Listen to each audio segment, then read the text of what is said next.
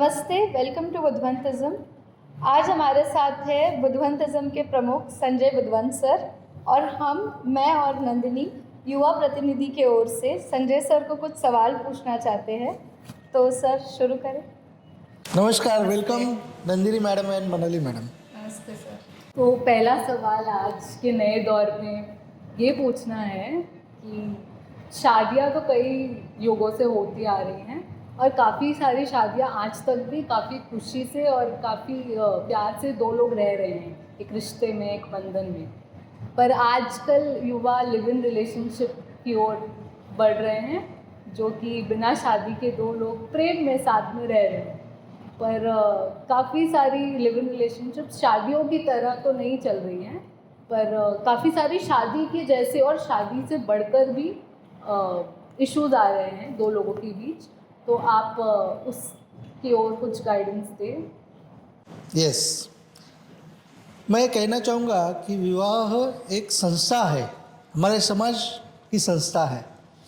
आदिम ज़माने में क्या होता था कि जब लोग ऐसे ही खुले आसमान के नीचे रह रहे थे, तभी वो कोई वास्तु या कोई घर ऐसा बांध कर नहीं रहते थे। कहीं नदी के किनारे, तालाब के किनारे, जंगलों में दर दर भटकते हुए रहते थे। तो तभी ये व्यवस्था थी, तभी ये शादी की विवाह संस्था नहीं थी। लेकिन जैसे ही उन्होंने एक वास्तु बांधी, फिर लोग साथ मिलकर रहने लगे, फिर उसका एक समाज हो गया। और समाज होने के बाद में तो उन्हें विवाह संस्था का निर्माण करना पड़ा कि उस समाज की व्यवस्था के लिए, क्योंकि जो रिश्ते हैं, जो प्रेम है, वो आपपर भाव है।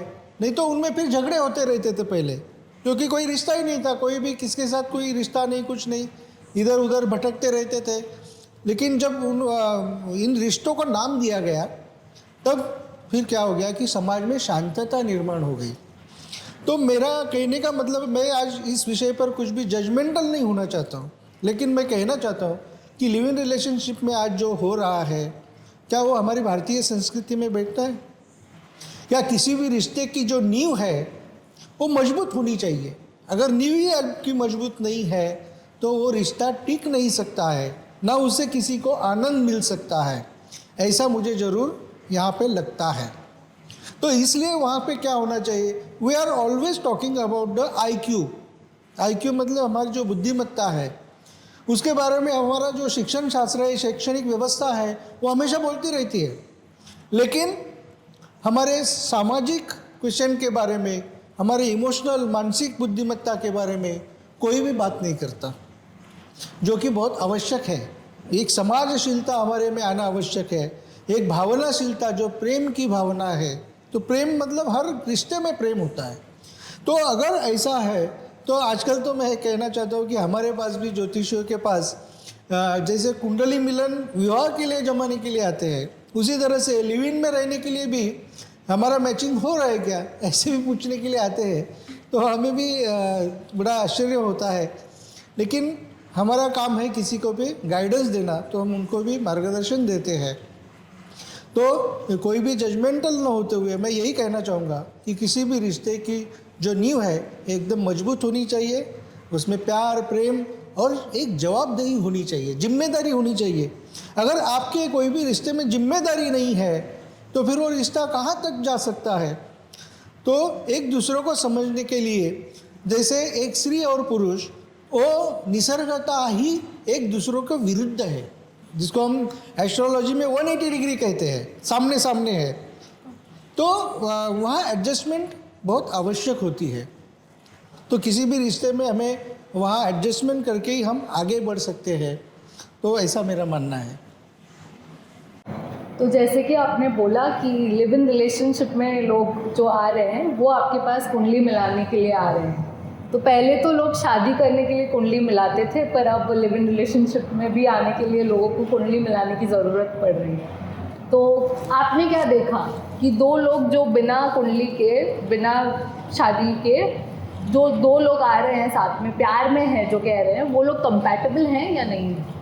अभी क्या हुआ है, हाल फिलहाल में ऐसी बहुत सारी दुर्घटनाएं हुई है कि मर्डर हो गए हैं, बहुत सारे कुछ गलत काम हो गए। उसकी वजह से अभी लोग डरे हुए हैं। तो इसके लिए सामने वाला मेरा मदद करेगा कि नहीं, है मुझे अच्छा है तो ट्रीटमेंट देगा। तो ऐसे उनके मन में जो विचार है वो चेक करने के लिए वो आते हैं। तो ऐसे हम चेक कर सकते हैं कोई भी रिलेशनशिप है, चाहे वो आप पार्टनरशिप में बिजनेस कर रहे हो, चाहे आपके दोस्त हो, चाहे मैरिज हो, चाहे ऐसे हो, तो उसमें हमें ये देखना चाहिए कि आप टेम्पररी में जा रहे हैं कि लॉन्ग लास्टिंग के लिए जा रहे हैं। अगर आपका एक दूसरे में कभी करेगा, जब आपके नेचर में एडजस्टमेंट होगा, आपके नेचर में समानता होगी, एक दूसरे को समझने की वृत्ति होगी, तभी वो लॉन्ग लास्टिंग हो सकता है। अन्यथा आजकल तो रिश्ते ज़्यादा दिन टिकते नहीं है।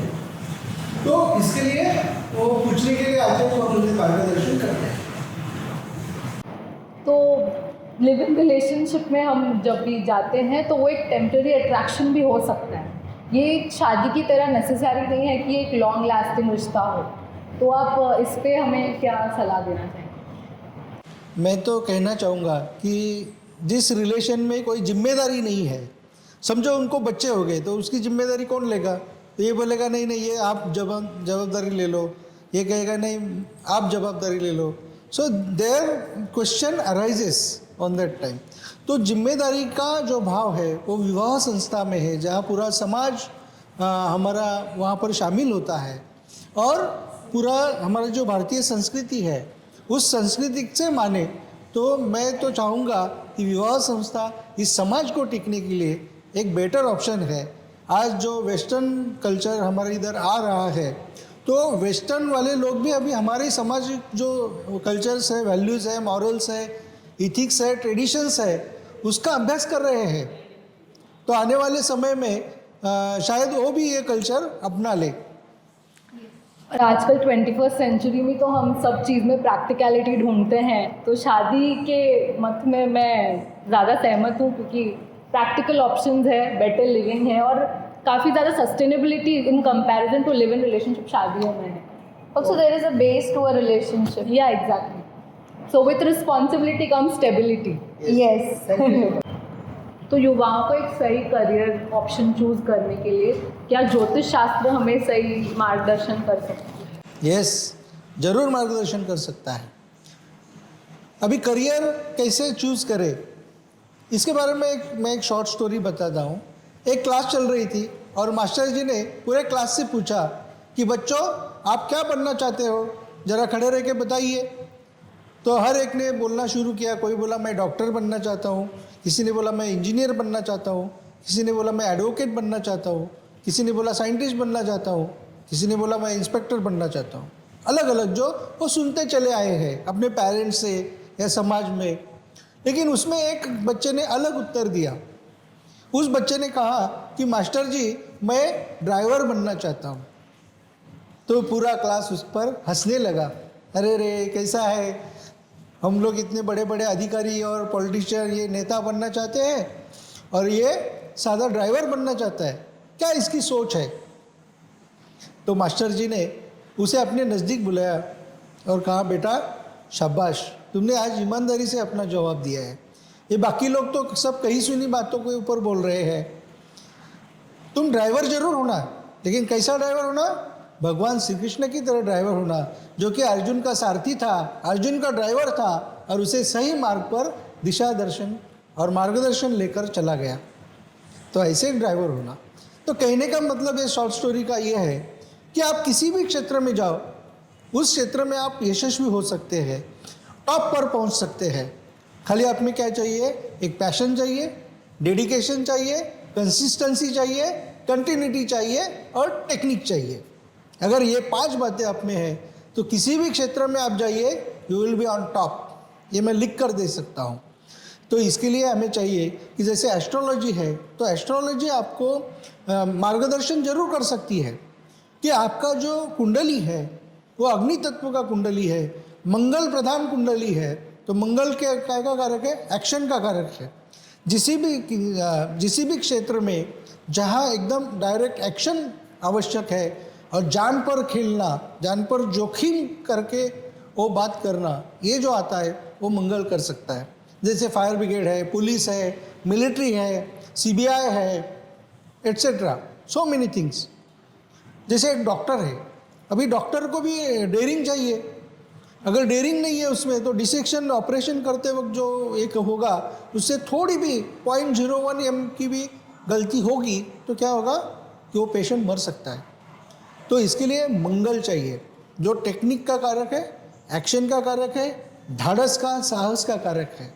तो इस तरह से, और अगर आपको शनि प्रधान कुंडली है तो लॉन्ग विजन का काम कर सकते हैं, जिसमें भी जैसे साइंटिस्ट लोग होते हैं, रिसर्चर लोग होते हैं, तो वो शनि के अंडर आते हैं, क्योंकि वो ऐसे निश्चित समय सीमा में काम नहीं करते कि मुझे 10 बजे ऑफिस में पहुंचना है और 6 बजे छूटना है, उसके बाद मैं फ्री बर्ड हूँ, ऐसे नहीं होता उनका।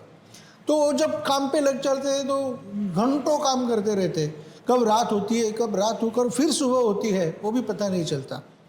तो ऐसे जो रिसर्च वो शनि ओरिएंटेड लोग करते हैं।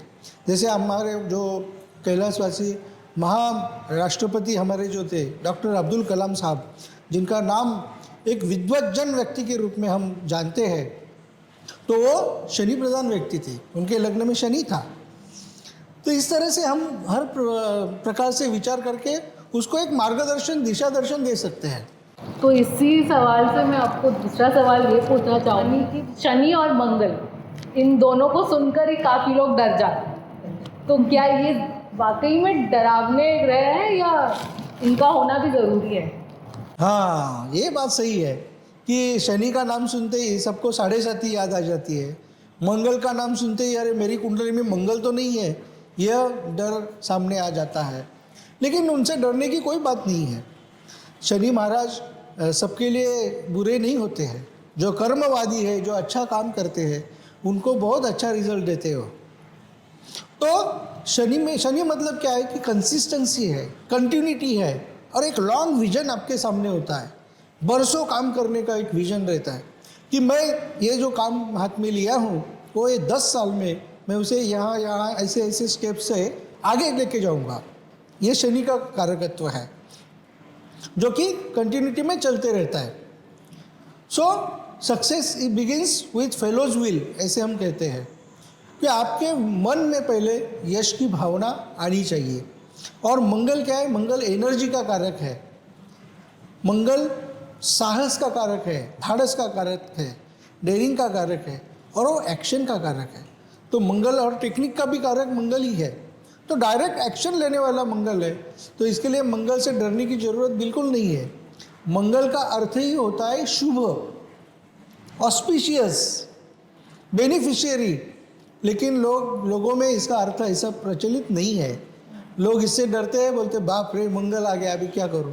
लेकिन हमने पीछे एक बहुत बड़ा संशोधन किया था, मतलब पूरे वर्ल्ड के कुछ बड़े नेता, खिलाड़ी, रिसर्च साइंटिस्ट, ऐसे सब लोग थे उसमें।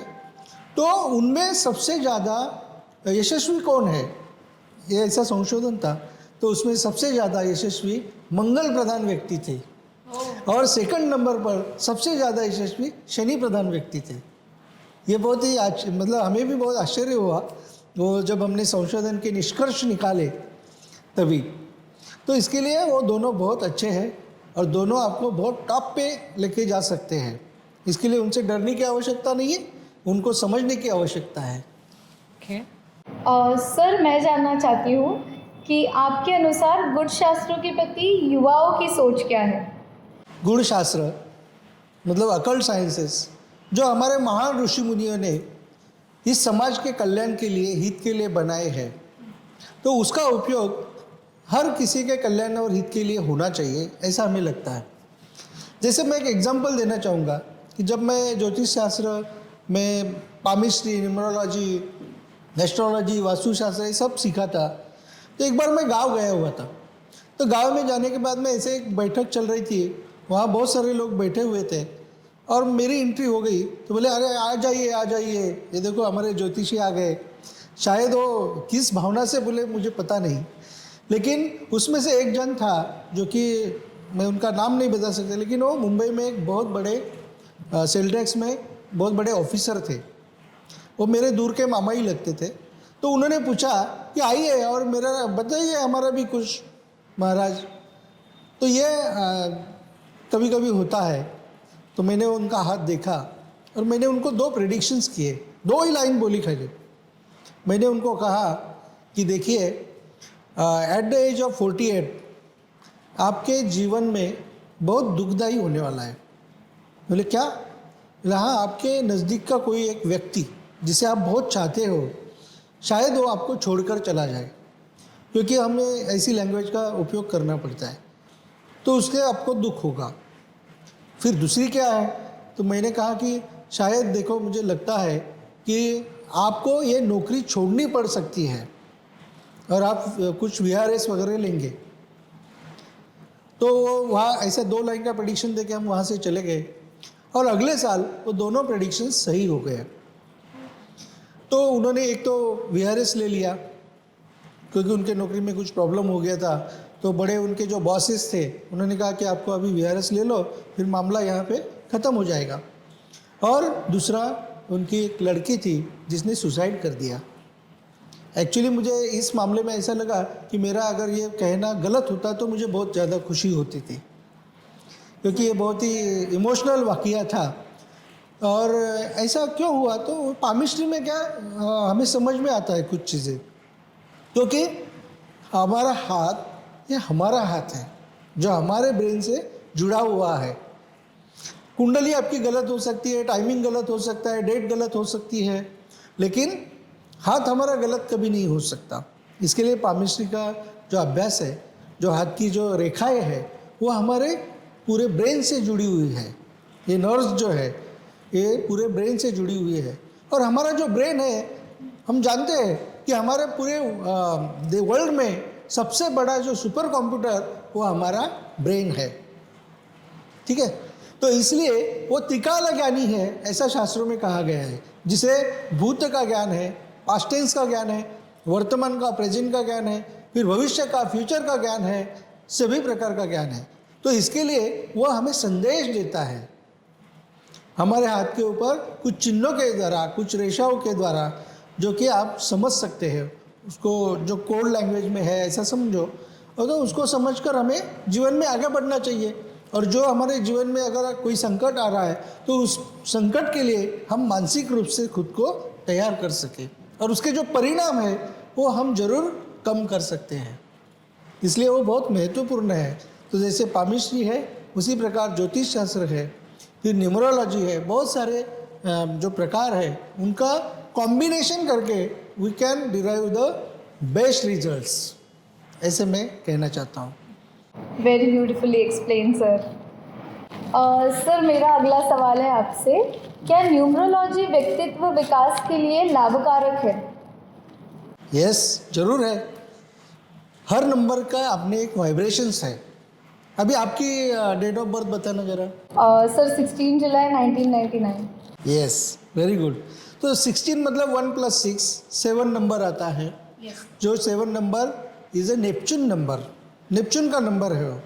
तो नेपच्यून क्या दर्शाता है कि आपकी इंट्यूशन पावर अच्छी है, आप में अंतर्ज्ञान शक्ति है। उसके बाद में आपको जो 6 एक सेंस होता है, जैसे 6 चैनल बोलते हैं उसको, वो अच्छा विकसित हो सकता है।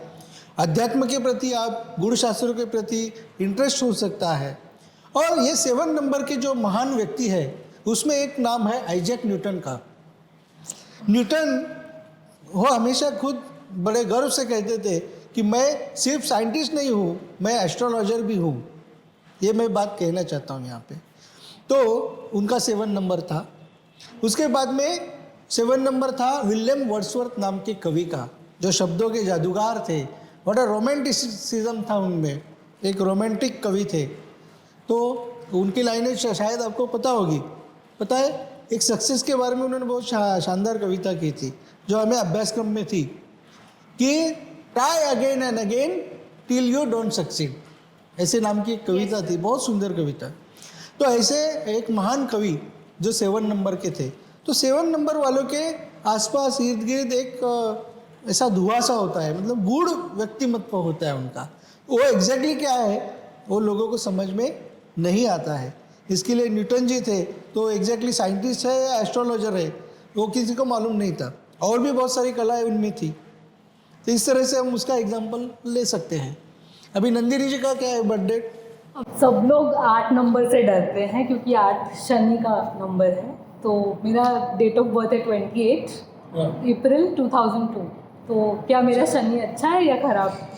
अच्छा, आपको डरने की बिल्कुल ज़रूरत नहीं है, क्योंकि जो 2-8 का कॉम्बिनेशन है उसका सम ऑफ द नंबर इज़ 1, और 1 नंबर ये लीडरशिप का नंबर है, नंबर ऑफ सन है, जिसमें सम्राज्ञी एलिजाबेथ जैसी महान हस्ती है, और बहुत सारे बड़े पदों पर काम किए राष्ट्रपति, प्रेसिडेंट्स, वो उस नंबर पे 28 नंबर पे जन्मे हैं। तो इसके लिए आपको डरने की ज़रूरत नहीं है, क्योंकि आपका जो सम ऑफ द नंबर फिर लास्ट में जो भाग्यांक कहा जाता है वो 9 आता है। सो 1-9 combination you have, that is a very good combination actually. तो ये रूलिंग कॉम्बिनेशन है, डोमिनेटिंग कॉम्बिनेशन है, लीडरशिप का कॉम्बिनेशन है, एक खिलाड़ी का कॉम्बिनेशन है, तो ये बहुत ही अच्छा कॉम्बिनेशन है। 1-9 combination is a great combination. और मेरे ख्याल से आप एडवोकेट सीख रही है अभी, लॉ कर रही है, तो इसके लिए तो 2-8 नंबर इज़ वेरी गुड। और मनाली जी जो है वो कला के साथ में उनका जुड़ा जाना वो नेपच्यून के अंडर ही आता है, तो इसके लिए आपको भी वो बहुत अच्छा है, शुभ है। Thank you sir, thank you. I think 7 gives public life and lights camera. Yes. Camera is 7. Lights and cameras, everything. So it's a good number. Sir numerology के और क्या उपयोग होते हैं, आप बता सकते हैं? बहुत सारे उपयोग होते हैं, जैसे कि न्यूमरोलॉजी आपके व्यक्तित्व के बारे में बताती है। उसके साथ साथ आप जो नाम यूज़ कर रहे हैं उसके बारे में, जैसे आपका नाम मनाली राणे है तो उसका भी एक नंबर आता है, तो वो नंबर फिर आपके बर्थ डेट के साथ में, मूलांक और भाग्यांक के साथ में मैच हो रहा है या नहीं, ये देखा जाता है। अगर मैच नहीं हो रहा है तो मैच करने के लिए फिर आपने देखा होगा कि बॉलीवुड इंडस्ट्री में या हॉलीवुड में भी बहुत सारे जो एक्टर्स हैं, एक्ट्रेसेस हैं, वो अपने नाम में कोई एक अक्षर जोड़ देते हैं या तो अपने नाम से एक अक्षर हटा देते हैं, ऐसे कुछ एडिशन सब्ट्रैक्शंस करते हैं। तो वो करने के पीछे यही रीज़न है कि वो आपके बर्थ डेट के साथ वो मैच हो सके। फिर उसके साथ साथ फिर हमारे पास लोग बोलते हैं सर मैं व्हीकल लेने जा रहा हूँ, तो फिर आप मुझे नंबर बताइए कि कौन सा नंबर लेना चाहिए, फिर सम ऑफ द नंबर बताइए और फिर उसमें आने वाले नंबर वो भी बताइए। जैसे कि नंदिनी जी ने कहा कि 8 नंबर बोले तो डर लगता है क्योंकि वो शनि का नंबर है, तो ये सही बात है। आप ये ऑब्जर्वेशन कर सकते हैं कि जिस भी किसी व्हीकल में 8 नंबर है तो उस कहाँ ना कहाँ किसी ने ठोका रहेगा उस गाड़ी को, 100% आपको मिलेगा वो। You will come to know, this is a common observation of us. तो इसके लिए हम क्या करते हैं कि गाड़ी का नंबर देते वक्त 8 नंबर ज़्यादा करके अवॉइड करते हैं, अनलेस एंड अनटिल उस व्यक्ति का अगर वो भाग्यांक का है तो फिर देते हैं, otherwise generally 8 number is avoided in that matter. क्योंकि हर एक नंबर के क्या होते हैं, मित्र अंक होते हैं, शत्रु अंक होते हैं। जैसे 3 नंबर का अंक आएगा या 6 होगा या 9 होगा, 9 होगा, तो उनके मित्र क्या है और शत्रु क्या है ये भी हमें पता होना चाहिए। जैसे 3 नंबर ये जुपिटर का अंक है, उसके शत्रु मित्र कौन है, 6 and 9 means Venus and Mars. तो इस तरह से भी उनको हम कोरिलेट करते हैं। फिर फ्लैट नंबर जो लोग पूछते हैं कि कौन से फ्लोर पर लिया जाए, है ना। कोई लोग 13 फ्लोर पे लेने के लिए डरते हैं। लेकिन मैं बताना चाहता हूँ कि 13 number is very lucky number and very auspicious number is considered in America. सिर्फ यूरोप के कुछ जो देश है वहाँ 13 नंबर अनलकी माना जाता है, लेकिन अमेरिका में 13 नंबर इज़ सो पॉजिटिव कि उनके झंडे पर भी वो 13 सब लाइन्स है, मार्क्स है, चिन्ह है, और 13 नंबर वहाँ बहुत लकी माना जाता है। तो इसके लिए, और हमारे देश में, हमारा देश ने एक्चुअली नंबर का जो इन्वेंशन है वो हमारे देश ने ही किया है। 0 का अगर इन्वेंशन न किया होता तो मैथमेटिक्स में प्रगति ही नहीं होती थी। तो हमारे देश ने जो न्यूमरोलॉजी में बहुत सारा काम किया है, लेकिन यहाँ का जो नॉलेज है वो पाश्चात्य एक विद्वान था जो यहाँ आकर हिमालय में जाकर सीख कर वहाँ चला गया और उसने किताबें लिखी। फिर हमने वो किताबें वहाँ से मंगाई और उसको पढ़कर बोलने लगे कि अरे ये न्यूमरोलॉजी ये तो पाश्चात्य शास्त्र है, लेकिन वो पाश्चात्य शास्त्र नहीं है, मूलतः वह भारतीय शास्त्र है। तो हर एक नंबर के अपने वाइब्रेशंस है, उसको हम समझकर अगर उसका उपयोग करेंगे तो हमारे लिए बहुत अच्छा होगा। जैसे पर्सनल लेवल पर उपयोग करते हैं हम कि मोबाइल नंबर जो है उसका भी सम ऑफ द नंबर कितना आना चाहिए। फिर अगर जैसे इनका 9 भाग्यांक है तो 9 नंबर ज़्यादा करके रिपीट होगा and sum of the numbers 9 should come, तो आएगा तो बहुत अच्छा होगा। तो ऐसे नंबर्स रिलेट हो जाते हैं आपके एज से कि या उस एज में, मतलब 9 जब भी होगा 18 नंबर, 9 नंबर, 27, ये एज के जो प्रकार है वो नंदिनी जी के लिए बहुत अच्छे रहेंगे बिकॉज उनका भाग्यांक 9 है। इस तरह से उसका विचार शास्त्र में कॉम्बिनेशन करते वक्त भी करते हैं। जैसे पामिस्ट्री में भी किया जाता है, एस्ट्रोलॉजी में किया जाता है और कृष्णमूर्ति मेथड जो है उसमें भी किया जाता है। जैसे एक बार ऐसा हम ऐसे कॉम्बिनेशंस करते हैं तो नंबर रखते हैं सामने और कहते हैं आओ एक नंबर निकालो। तो एक जन शादी का क्वेश्चन लेके आया था, उसने नंबर निकाला, नंबर निकला 8। जैसे ही 8 नंबर निकला तो 8 नंबर से सब डरते हैं क्योंकि सबको 8 बोले तो थोड़ा सा 2 ये होते हैं ना उसमें तो इसके लिए डरते हैं। तो 8 नंबर शनि का नंबर है, तो हमने उनसे कहा डरिए मत, खाली थोड़ा सा देर हो जाएगा आपके शादी होने में, समय लगेगा, कुछ अड़चनें आएगी, लेकिन शादी ज़रूर होगी। तो ये जैसा प्रेडिक्शन हुआ आता है तो उन्होंने बोला अरे तो हमारे तो शादी की तारीख ये महीने में ही है, 25 तारीख को शादी है। बोले नहीं, वो आगे जा सकती है क्योंकि वो आपके जो होने वाले पति है उनका कोई नज़दीक का रिश्तेदार, शायद उनकी डेथ होगी या कुछ प्रॉब्लम होगा तो वो डेट आगे चली जाएगी। तो ये नंबर से हमने किया हुआ प्रेडिक्शन था। Thank you. तो मंगल शनि के बाद जिससे हम सबसे ज़्यादा डरते हैं वो है राहु केतु। तो क्या सभी लोगों के लिए राहु केतु खराब है या बुरे हैं, या कुछ लोगों के लिए ये अच्छे भी हो सकते हैं? जैसे मंगल और शनि बदनाम है, उसी तरह से राहु और केतु तो उससे भी ज़्यादा बदनाम है। This two are not the planets, actually they are considered as the nodes, but they are the most important in our astrological system. एक राहु है और दूसरा केतु है जो दूसरे कोने में है, सामने सामने होते हैं। तो राहु को बोला जाता है कि वो सर्प का मुंह है, जिसके मुंह में क्या है, पॉइजन है, और केतु मतलब उसकी टेल है। इस तरह से वो एक सांकेतिक भाषा में बोला गया है, लेकिन वो लोग वही लेके बैठे हैं। लेकिन आधुनिक मॉडर्नाइज टेक्निक से हम अगर पहचाना जाए तो राहु क्या है, एक सेटअप का कारक है। राहु टेक्निक का कारक है। आप किसी भी जो नई व्यवस्था निर्माण करना चाहते हैं उसके लिए राहु बहुत ही इम्पोर्टेंट है। राहु वासना का कारक है, मतलब आपके अंदर एक बहुत ही ऐसी एक इच्छा होनी चाहिए कि जो इच्छा फलद्रूप हो सके, फ्रूटफुल हो सके, उसका कोई एक स्ट्रक्चर बने, तभी वो एक व्यवस्था बनती है। और वो टेक्निक उसके पास एकदम मास्टर टेक्निक है। सबसे ज़्यादा जो टेक्निक होता है वो राहु के पास है। इसके लिए Rahu is very important planet, node. उसके बाद में केतु है।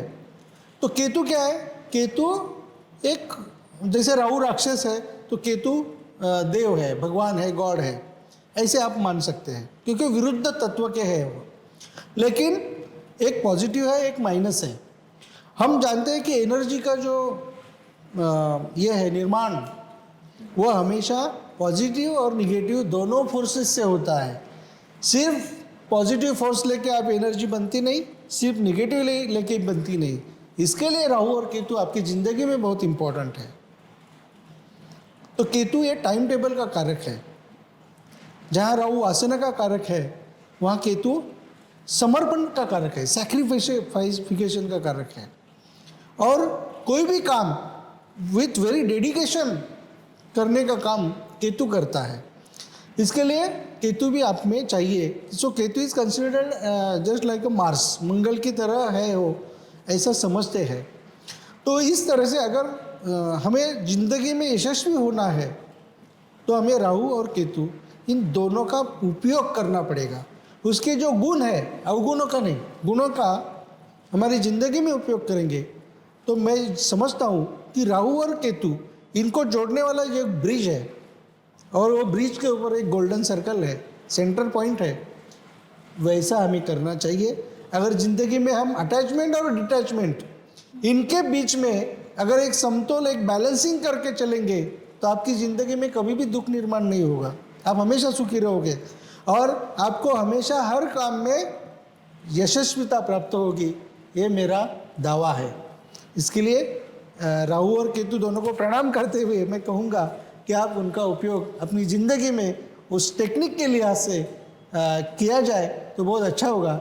एक टाइम टेबल बनाइए, एक सेटअप तैयार करिए, उसके लिए एक टाइम टेबल बनाइए और एक मेथड, एक पाथ तैयार कीजिए, आपको ये ज़रूर मिलेगा। सो दे आर वेरी गुड। तो राहु से हम डेडिकेशन सीख सकते हैं और केतु से डिवोशन, क्योंकि डेडिकेशन और डिवोशन ही एक कंसिस्टेंसी वगैरह सब चाहिए, बराबर है। सर आप कैसे गाइड कर सकते हैं हमें राहु और केतु को यूज़ करने के लिए, क्योंकि हम नहीं समझ पाते उतना जितना आप जानते हैं। तो आप क्या करना चाहते हैं, कैसे गाइड कर सकते हैं? ज़िंदगी में क्या करना चाहते हैं? समझो किसी का ध्येय होता है, गोल होता है कि मैं एक कंपनी स्थापन करूं, तो एक कंपनी स्थापन करने के लिए उसे एक सेटअप तैयार करना पड़ेगा, एक टीम तैयार करनी पड़ेगी, टेक्निकल टीम तैयार करनी पड़ेगी, एडवाइजरी टीम तैयार करनी पड़ेगी, बहुत सारी थिंग्स। लेकिन उतना काफ़ी नहीं है आगे जाने के लिए, उसको एक टाइम टेबल भी बनाना पड़ेगा और डिवोशन से काम करने वाले व्यक्ति भी उसके साथ चाहिए, तभी उसे यश मिलेगा। नहीं तो ऐसा होता है कि आप कंपनी फॉर्म की, लेकिन अगर आपको उसमें नॉलेज नहीं है, उनके ऊपर छोड़ दिया, तो सब लोग क्या करते हैं, हमें पता है कि अमिताभ बच्चन जी की जो ABCL का हाल क्या हुआ था कि उनके जो कंपनी के जो CEO थे और कुछ लोग थे, उन्होंने वो कंपनी डुबा दी। तो ऐसा भी हो सकता है, इसके लिए वो राहु और केतु दोनों में समन्वय चाहिए, ऐसा मैं कहना चाहता हूँ। बैलेंसिंग चाहिए, बैलेंसिंग होगा 100% आपको यश मिलेगा। सर तो हम आपसे गाइडेंस लेने के लिए आपसे कैसे जुड़ सकते हैं? आप budhvantism.com इस वेबसाइट पर जाकर हमें ईमेल कर सकते हैं, मैसेज दे सकते हैं, फ़ोन कर सकते हैं, तो हम आपकी हेल्प ज़रूर कर सकते हैं। Thank you sir. Thank you sir. Thank you. तो जैसे हम अलग अलग घरों में रहते हैं हम सारे, तो सबका अलग वास्तु होता है, तो वास्तु का प्रभाव हम पर क्या है और क्या वास्तु के उपाय करवाने के उसमें हम हमारी ज़िंदगी बदल सकते हैं? सभी जो ऑकल्ट साइंसेस हैं, चाहे एस्ट्रोलॉजी हो, वास्तुशास्त्र हो, वो हमारे शरीर से जैसे पंच महाभूत, पंच तत्व, 5 एलिमेंट्स जुड़े हुए हैं, उसी तरह से वहाँ भी वो जुड़े हुए हैं। इसके लिए जो भी इस सृष्टि में, निसर्ग में है, वो हमारे शरीर के मन के साथ जुड़ा हुआ है, बुद्धि के साथ जुड़ा हुआ है, तो उसका प्रभाव हमारे ऊपर ज़रूर पड़ता है। उदाहरण के तौर पर मैं कहना चाहूँगा कि जैसे हमारे बॉडी में 65% से भी ज़्यादा क्या है, वाटर एलिमेंट है, और हमारी सृष्टि में भी मोर देन 70% वाटर एलिमेंट है। So water element is very near to us, क्योंकि वो मैचिंग बहुत ज़्यादा होता है। तो वाटर एलिमेंट वास्तु में कहाँ होता है, तो ईस्ट डायरेक्शन से लेके नॉर्थ डायरेक्शन का जो एक प्रभाग है, एंटी क्लॉकवाइज जाएंगे हम तब, जिसको हम नॉर्थ ईस्ट डायरेक्शन कहा जाता है। मीन्स मेन डायरेक्शन ईस्ट और नॉर्थ को जोड़ने वाली जो दिशा है वो नॉर्थ ईस्ट डायरेक्शन है। तो वह बहुत ही इम्पोर्टेंट है, जो कि हमारे जीवन में शांति लाती है, खुशहाली लाती है। तो अगर शांति नहीं है, खुशहाली नहीं है, इंटरनल सेटिस्फेक्शन नहीं है, तो ज़िंदगी में कोई भी चीज़ का मज़ा नहीं है। इसलिए ये डायरेक्शन बहुत अच्छी होना, दोष रहित होना, ये हमारे लिए बहुत आवश्यक है। अगर यहाँ पे अगर टॉयलेट आ गया, यहाँ पे कट आ गया, यहाँ पे लिफ्ट आ गई, ये निगेटिव हो जाता है। The direction becomes negative and vulnerable. तो हमारे जीवन में शांति कैसी रहेगी? तो इसके लिए उसके जो रेमेडीज़ है, जल तत्व है, तो उसको बैलेंस करना चाहिए। वास्तुशास्त्र ये पूरी तरह से एनर्जी से जुड़ा हुआ विषय है। आइंस्टाइन ने जो एक सूत्र बनाया था एनर्जी के बारे में, E=mc², और उन्होंने एक तत्व बोला था कि energy can not be created nor destroyed, it can be transform from one form to the another form. वही है हमारे वास्तु में जो अग्नि तत्व की दिशा है, आग्नेय दिशा, वहाँ उचित मात्रा में अग्नि होना चाहिए। जल तत्व की दिशा है ईशान्य दिशा, नॉर्थ ईस्ट डायरेक्शन, वहाँ जल तत्व होना चाहिए। वायु तत्व की दिशा है नॉर्थ वेस्ट डायरेक्शन, वहाँ वायु तत्व होना चाहिए। वे फिर साउथ वेस्ट डायरेक्शन जहाँ अर्थ एलिमेंट होना चाहिए, जो कि आपके ज़िंदगी को स्टेबिलिटी देता है।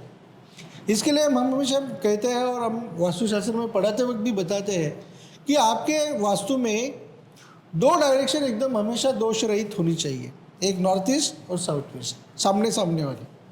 अगर ये अच्छी है ना, तो आपकी ज़िंदगी में बहुत बड़े प्रॉब्लम और कोई आएंगे नहीं शायद, क्योंकि एक आपको शांति देगा, एक स्टेबिलिटी देगा ओवर।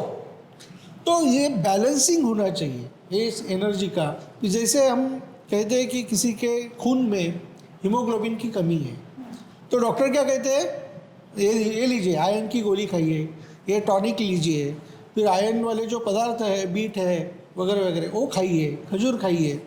वो जैसे है उसी तरह से वास्तु में जो तत्व कम है उसे बैलेंस करने के लिए हम उसको उपायों के द्वारा, रेमेडीज़ के द्वारा वो कर सकते हैं, जिसका कि अच्छा प्रभाव घर में रहने वाले पहले जो ओनर है, प्रमुख है, उनके साथ तो है ही, लेकिन जो बाकी के पारिवारिक सदस्य हैं उनके लिए भी बहुत ही महत्वपूर्ण होता है और सबकी ज़िंदगी फिर खुशहाली से भर जाती है।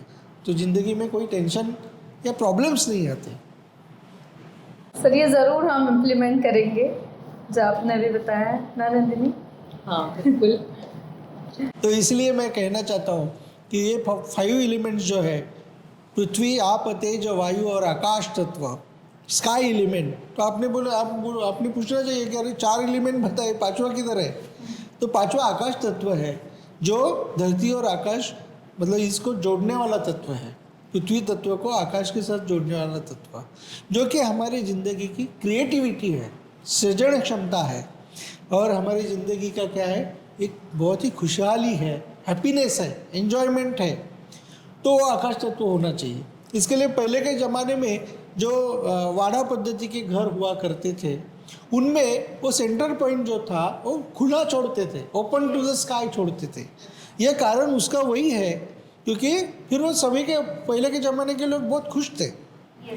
तो उन्हें ऐसा नहीं कि आज जो हम मटेरियलिज्म में सब लोग मुंबई वाले या सब शहरों वाले डूबे रहते हैं, मुझे ये चाहिए वो चाहिए, सदा भागते रहते हैं, कभी ख़त्म नहीं होती हमारी ज़रूरतें।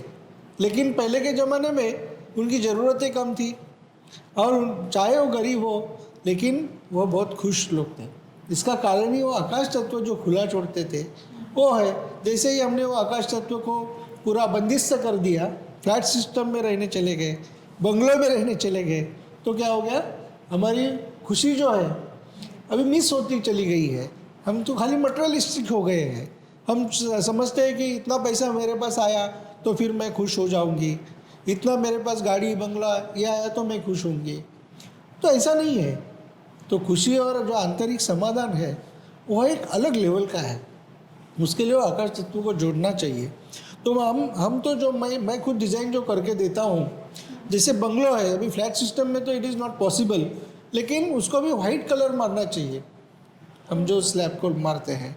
और कोई बंगलो का अगर डिज़ाइन करना है तो उसमें हम एक पार्ट ऐसा उसके सेंटर पॉइंट में ओपन टू द स्काई छोड़कर वहाँ कांच लगाकर कम से कम वो प्रकाश जो है उसको हम लेके आ सकते हैं हमारे घर के अंदर, वास्तु के अंदर, जो कि आपके लिए बहुत अच्छा करेगा, बहुत अच्छा करेगा। और ये जो चीज़ें हैं ना, ये गुजरात साइड में बहुत ज़्यादा देखी जाती है, वो लोग मानते हैं और करवाते हैं। वैसे ही एक कोर कट मार के बीच में ग्लास लगाकर पूरा ऊपर से नीचे तक लाइट को लेके आते हैं। तो ये वास्तुशास्त्र की महिमा है।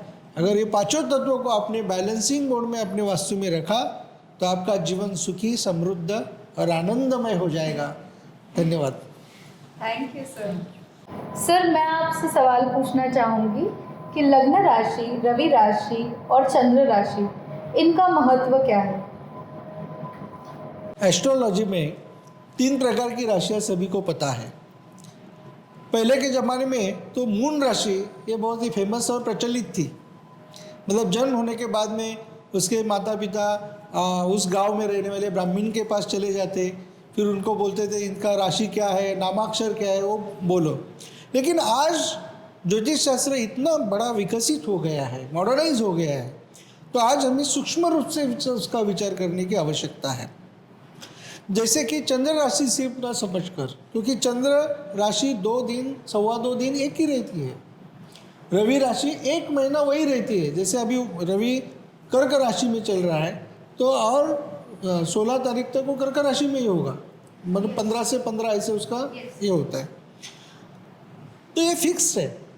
लेकिन लग्न राशि क्या है, मतलब लग्न राशि मतलब आपके व्यक्तित्व की राशि, पर्सनैलिटी की राशि, वो हर अप्रोक्सीमेटली 2 घंटे में चेंज होती है। कि आपके जन्म के समय पूर्व क्षितिज में कौन सी राशि उदित हो रही थी, वो बताने वाली राशि लग्न राशि है। तो आपके व्यक्तित्व के लिए बहुत ही इम्पोर्टेंट है। तो आप इस समझ सकती है कि सूक्ष्म रूप से जो हमें समझना चाहिए वो ज़्यादा इम्पोर्टेंट होता है। तो लग्न राशि हमारे ख्याल से बहुत ज़्यादा इम्पोर्टेंट है। फिर उसके बाद में आपकी मानसिकता, आपके emotional pattern, action reaction pattern, ये समझने के लिए हमें मून राशि का उपयोग होता है। और रवि राशि का उपयोग क्रिएटिविटी और मैनेजमेंट के तत्व, फिर आप वो कैसे करते हैं, उस तरह से उसका विचार करना पड़ता है। और ज्योतिष शास्त्र में एक सुदर्शन चक्र नाम की एक ये है, वो बहुत अच्छी है कि जिसमें तीनों का कॉम्बिनेशन करके हमें फल बताने चाहिए, ऐसा कहा गया है। तो ये कॉम्बिनेशन ऐसे ही करना चाहिए कि आपकी शारीरिक जो कैपेसिटी है, पावर है, वो कैसी है, मानसिकता कैसी है, और फिर आपकी क्रिएटिविटी क्या बोल रही है, आपकी मैनेजमेंट स्किल्स क्या बोल रहे हैं, आपकी जो शारीरिक एक रोग प्रतिकारक शक्ति क्या बोल रही है, वो कैसी है। क्योंकि रवि वो दिखाता है, डी जीवन सत्व दिखाता है। तो इन तीनों का कॉम्बिनेशन करना बहुत ज़रूरी है। जिसे सुदर्शन चक्र नामक एक अध्याय होता है, तो उसमें वो सिखाया जाता है। तो ये उसके लिए बहुत इम्पोर्टेंट है। Beautifully explain sir. और ये जो तत्व है वो आपके करियर के हिसाब से, या फिर उसी कला में सीखूं, उसके लिए भी यूज़ कर सकते हैं। क्या लग्न राशि में जो कॉम्बिनेशंस है एक इंसान में, जो 2 घंटे में सारे लोग बॉर्न हो रहे हैं, सब में अलग अलग एनर्जीज होंगी या सेम एनर्जी होंगी? हाँ, तो ये बहुत अच्छा क्वेश्चन है। जो जुड़वा लोग होते हैं ना, तो जुड़वा लोगों में हमने देखा है, और मैंने तो बहुत सारा संशोधन उसके ऊपर किया था कुछ साल पहले, कि ऐसे 25 जुड़वाओं की मैंने कुंडलियाँ जमा करके उसके ऊपर एक प्रबंध भी लिखा था। तो उसमें देखा गया था कि ये जुड़वा जो होते हैं वो उनकी ज़िंदगी अलग रहती है। समझो 2 जुड़वा भाई है, तो एक को कैसी पत्नी मिलेगी, एक को कैसी मिलेगी, या एक का करियर किस में होगा, दूसरे का करियर किस में होगा, अलग अलग होता है। फिर लोग पूछते हैं अरे फिर ये एस्ट्रोलॉजी का क्या उपयोग है। एक्चुअली वहाँ पर हमें सूक्ष्म रूप से देखना जरूरी है कि जैसे राशि का जो भाग है वो नक्षत्र है, फिर नक्षत्र के भी 9 भाग किए जाते हैं, जिसे उपनक्षत्र, सबलॉर्ड्स कहा जाता है। तो उसमें उनके वो सबलॉर्ड्स चेंज होते हैं वहाँ पे। तो वो सबलॉर्ड्स देख के सूक्ष्म रूप पर हम विचार करके फिर हम बताते हैं कि अरे तुम्हारा करियर इसमें होगा, फिर आपका करियर इसमें होगा। मतलब एक ब्रॉडर एस्पेक्ट से लेकर हमें सूक्ष्म रूप तक, मिनटों सेकंडों तक जाना चाहिए, तभी आपके प्रेडिक्शन में क्या आएगी, सूक्ष्मता आएगी और करेक्टनेस आएगा। और वो इसके लिए जुड़े बच्चों का हमने बहुत अध्ययन किया है, तो वो वहाँ देखा जाता है। और वहाँ कुछ चीज़ें समान हो सकती है, क्योंकि अभी परसों ही मैंने 2 जुड़वाओं की कुंडली देखी, तो उसमें पाया कि पंचम स्थान के उनके जो सबलॉर्ड सेम है। पंचम स्थान ये हमारे स्पोर्ट्स का, खेल का स्थान है। तो दोनों एक ही खेल खेल रहे हैं, कौन सा है, क्रिकेट। दोनों क्रिकेट खेल रहे हैं और क्रिकेट में करियर बनाना चाहते हैं दोनों।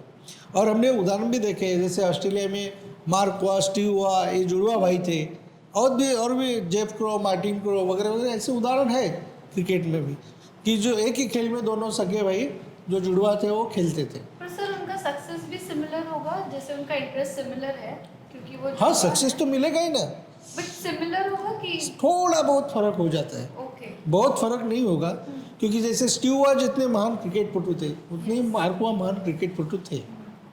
खाली उनको कैप्टनसी मिली, इनको ज़्यादा कैप्टनसी करने का ज़्यादा मौका नहीं मिला, ये फ़र्क है। लेकिन दोनों एक महान क्रिकेट पटु के तौर पर पूरे वर्ल्ड में जाने जाते हैं। तो उसमें भी थोड़ा डिफरेंस आ सकता है, लेकिन बहुत ज़्यादा डिफरेंस नहीं होता है ऐसे। तो आपको अभी समझ में आया रहेगा कि लग्न राशि, चंद्र राशि और रवि राशि, इनका उपयोग हमारे जीवन में किस तरह से करना चाहिए। अगर इसके आगे आपको पढ़ना है तो आप buddhvantism.com में और बुद्धवंतिज्म में आके पढ़िए। Thank you so much. Thank you sir. Sir, मेरा सवाल आपसे ये है कि क्या हम एस्ट्रोलॉजी के थ्रू वनडे वर्ल्ड कप 2023 कौन जीतेगा ये प्रेडिक्ट कर सकते हैं? जरूर कर सकते हैं। वैसे देखा जाए तो हमारे देश में 3 विषय बहुत ही पॉपुलर हैं। एक तो मतलब आप कभी भी बस में ट्रैवल कर रहे हो, ट्रेन में ट्रैवल कर रहे हो, एरोप्लेन में ट्रैवल कर रहे हो या कहीं चौराहों पे बैठे हो, हर जगह चर्चा 3 बात की होती रहती है। एक है पॉलिटिक्स, दूसरा हमारा बॉलीवुड और तीसरा हमारा क्रिकेट। क्रिकेट के ऊपर हमेशा लोग चर्चा करते रहते हैं और इतने ताव से चर्चा करते हैं। तो कोई अगर सुनेगा तो बोलेंगे अरे बाप रे, ये तो कितने बड़े जानकार हैं। तो क्रिकेट मुझे भी बहुत अच्छा लगता है, आपको अच्छा लगता है, सबको बहुत अच्छा लगता है। तो इसके बारे में अभी हम एस्ट्रोलॉजिकली जानने के लिए सोचते हैं कि इसके पहले हमने कभी वर्ल्ड कप जीता था हाल फिलहाल में, तो 2011 में जीता था। 12 साल हो गए। तो ये 12 साल मतलब जुपिटर का एक साइकिल है, गुरु ग्रह का एक साइकिल है। और Jupiter is a planet connected with beneficial, शुभत्व देने वाला एक ऑस्पिशियस प्लैनेट है। और जब भी वो आपकी कुंडली में शायद 12 साल बाद आया हो, ऐसे कोई सामुदायिक घटना में 12 साल बाद आया हो, वो शुभत्व प्रदान करता है। इसके लिए मैं समझता हूँ कि 12 साल के बाद में जुपिटर का आने वाला ये ट्रांजिशन, और प्लेस भी सेम है इंडिया, क्योंकि बाकी के वर्ल्ड कप तो और कई जगह हो गए, लेकिन प्लेस भी सेम आ रहा है। क्योंकि प्लेस का होना मतलब स्पेस का आपको एक सपोर्ट होना बहुत आवश्यक है। तो स्पेस, टाइम और everything is joining this time. मैं समझता हूँ कि इंडिया को जो वर्ल्ड कप का ताज है वो हमारे मुकुट सर पर होगा। ज़रूर सर। तो इंडिया जरूर ये बार 2023 में वनडे वर्ल्ड कप जीतेगी। हालांकि मैं कहना चाहता हूँ कि शुरुआती दौर में कुछ सेटबैक्स उनको लगेंगे, लेकिन बाद में वो संभल जाएगा और बाद में उसका जो परफॉर्मेंस है एट टू द लेवल बहुत अच्छा होगा और फाइनल में आकर इंडिया ये बार वर्ल्ड कप जीतने वाला है, क्योंकि टाइम इज सपोर्टिंग इट। 2011 का हमने न्यूमरोलॉजिकली अगर विचार किया जाए तो 4 नंबर होता है, और अभी जो 2023 का विचार किया जाए तो 7 नंबर आ रहा है। तो 4 का 7 नंबर से बहुत अच्छा रिश्ता है। तो वो भी हम न्यूमरोलॉजिकली भी बोल सकते हैं कि इंडिया को जीतने के चांसेस ये बार बहुत ज़्यादा है। और 19 नवंबर को जो फाइनल का मैच है, उस दिन का जो प्लानिटरी पोजीशंस है वो भी इंडिया के फेवर में है। और तो और राहु केतु, जिसके बारे में हमने चर्चा की, तो राहु केतु भी हमें राशियाँ चेंज कर रहे हैं अक्टूबर में। तो जैसे ही वो राशि चेंज करेंगे तो इंडिया के फेवर में है। तो अगले 1.5 साल तक वो इंडिया के फेवर में बहुत अच्छी तरह से स्पोर्ट्स हो या पॉलिटिक्स हो, हमारी इकोनॉमी हो या रिसर्च ओरिएंटेड कुछ काम हो, सब में बहुत अच्छा करने वाला है। तो इंडिया का बहुत अच्छा समय मैं समझता हूँ कि अक्टूबर से शुरू होने वाला है। तो हमारी इकोनॉमी भी बहुत अच्छी रहेगी इसमें। सर, मैं यही विश करूँगी कि आपके सब प्रेडिक्शन जैसे यही भी प्रेडिक्शन एकदम परफेक्ट हो। Yes, all the best. Thank you sir. So cricket की तरह दूसरा टॉपिक भी है जो काफ़ी सोशल है और काफ़ी सबको इंटरेस्टिंग भी लगता है, वो है पॉलिटिक्स।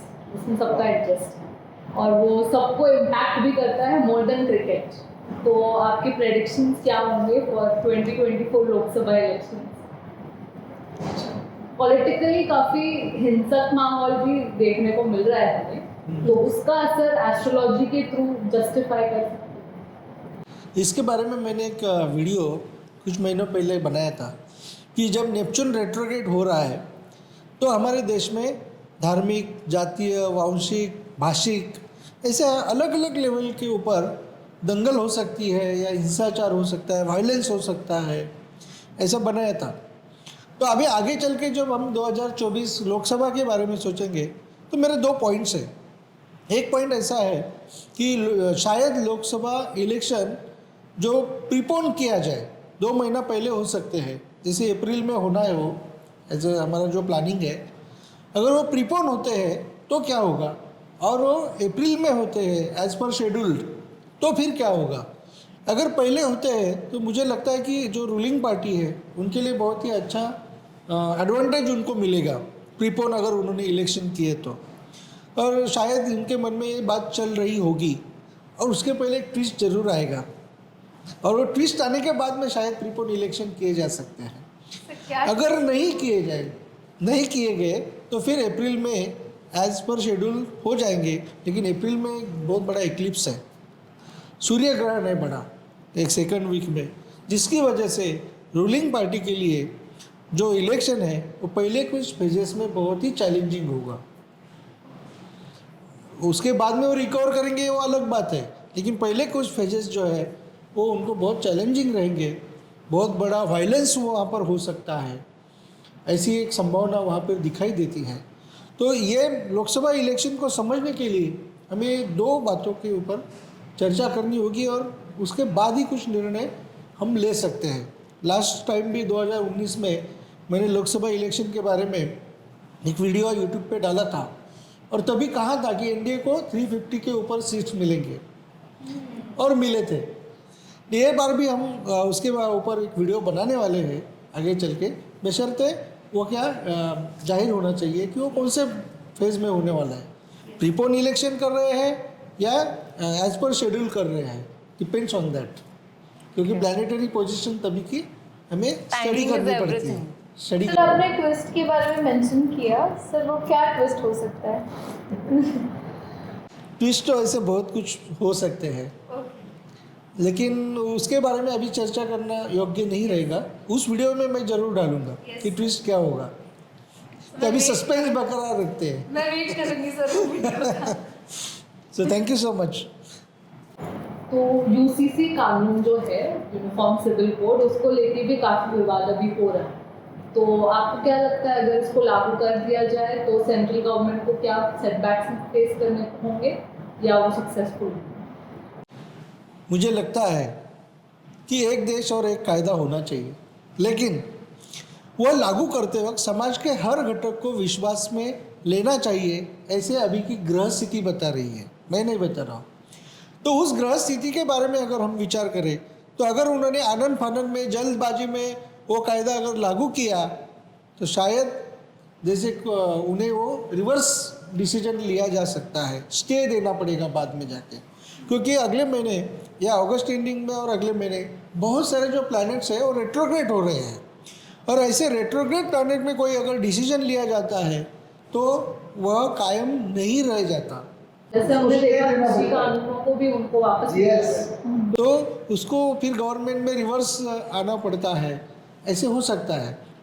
तो इसलिए मैं चाहता हूँ, और ग्रहों के द्वारा जो ग्रह मुझे बता रहे हैं कि यह कानून समाज के सभी घटकों को, सभी पक्षों को साथ में लेकर उनके साथ चर्चा करके, उनके कोई जो समझो पॉइंट्स रहेंगे विरोध करने के, तो उसको भी समझकर अगर लागू किया जाएगा तो वो असरदार साबित होगा, नहीं तो फिर वो वायलेंस हो सकता है, ऐसी ग्रह स्थिति बताती है।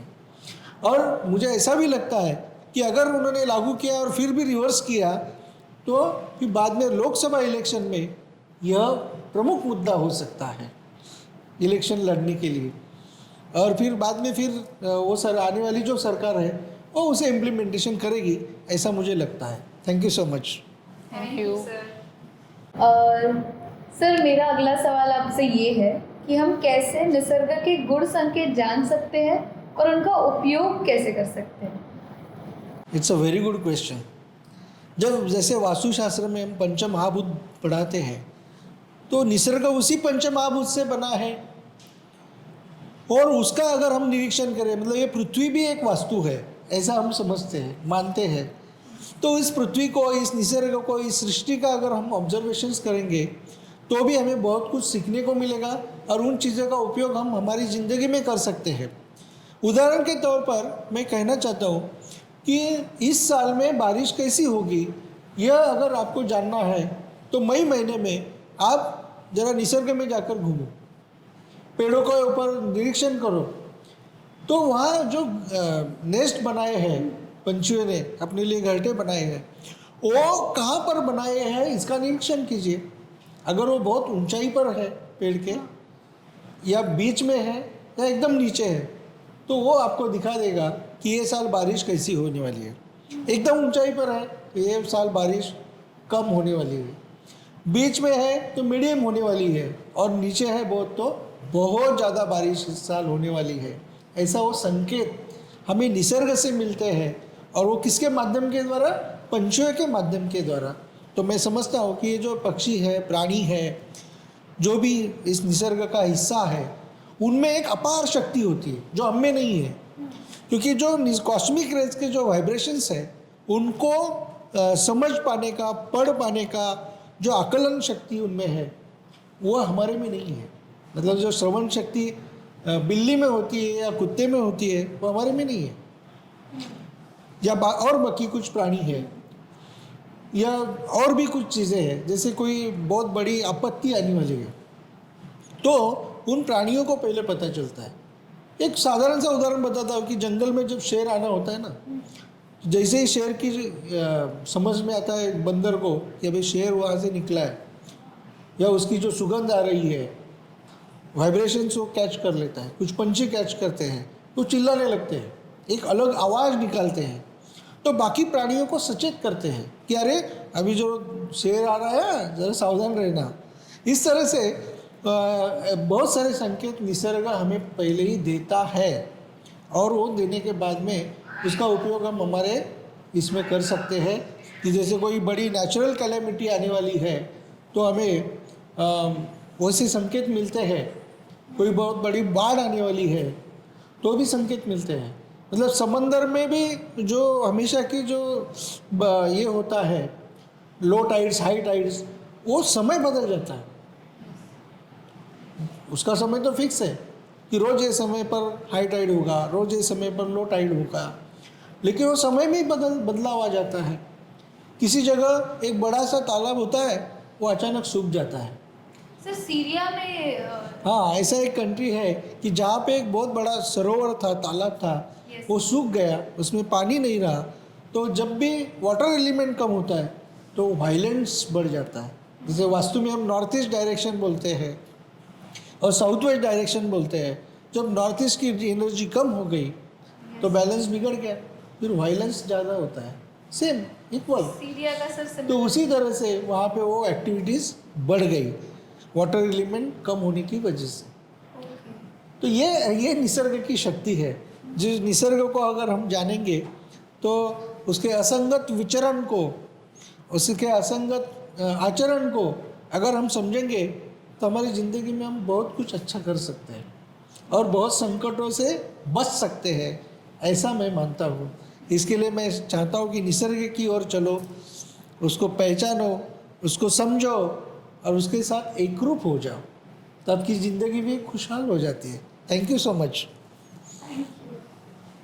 और सर मैं पूछना चाहूँगी, अगर वास्तुशास्त्र और निसर्ग के गुण संकेत के बारे में मैं और जानकारी प्राप्त करना चाहती हूँ तो मैं आपसे कैसे संपर्क कर सकती हूँ? निसर्ग के गुण संकेत, जिसे हम सराउंडिंग कहते हैं, तो वो हम वास्तु में ही सिखाते हैं। वो सीखने के लिए आप budhvantism.com में संपर्क कीजिए, हमें मैसेज भेजिए या हमें फ़ोन कर सकते हैं, ईमेल भेज सकते हैं, और फिर उसके बारे में आपको डेट्स पता चलेगी तो आप वास्तुशास्त्र सीख सकते हैं और फिर ये संकेत को भी जान सकते हैं। यस सर, धन्यवाद। Thank you.